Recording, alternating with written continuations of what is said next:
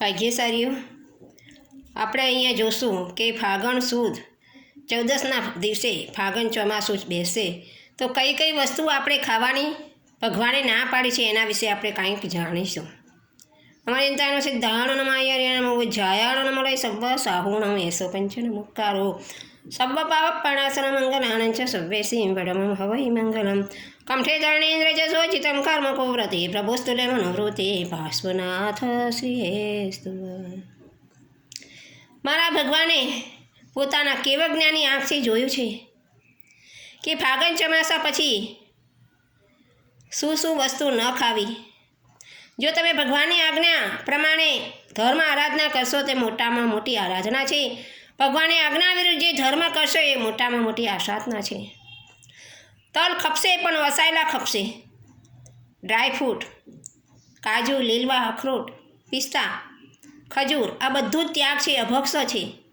બદામ ખપશે અને ટોપરાની કુંડીઓ પણ ખપી શકશે.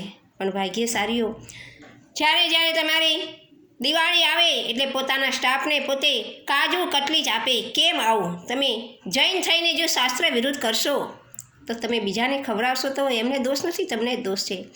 આ બધા દોષમાંથી આપણે પાછા હટવાનું છે. ભાગ્યશાળીઓ, એક પોતાની જીભના લાલસાએ જ્યારે મંગુ મારા સાહેબ જેવા જો ગટરના રાક્ષસ બની ગયા તો આપણે શું હિસાબમાં છીએ? મંગુ મારા સાહેબ હતા, 500 શિષ્યોના ગુરુ હતા. એક દિવસ એવો એમને રોગ આવ્યો કે ઔષધિ એમને લેવી પડી.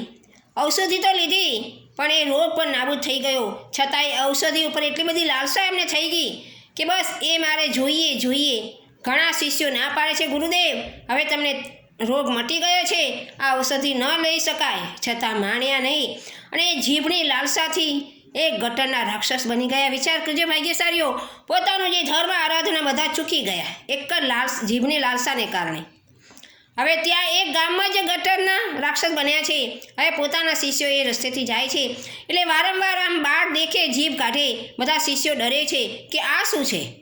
પોતાના બીજા ગુરુને આવીને પૂછે છે કે ગુરુદેવ આવું કેમ થાય છે? તારે ગુરુ દેવ ત્યાં આવે છે અને પોતાના જ્ઞાનથી જુએ છે કે હો આ તો આપણા ગુરુ જ છે. કારણ કે એમ જીભના લાલસાથી એમને આપણે વારંવાર કહ્યું પણ એમને ઔષધિ ન છોડી તો એમની આ દશા થઈ.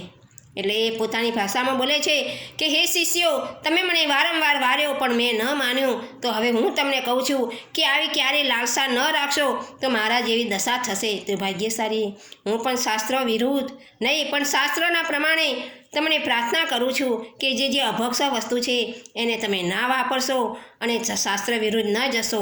બસ શાસ્ત્ર વિરુદ્ધ કાંઈ બોલાયું હોય તો મન વચનને કાયા છે મિચ્છામિ દુક્કડમ.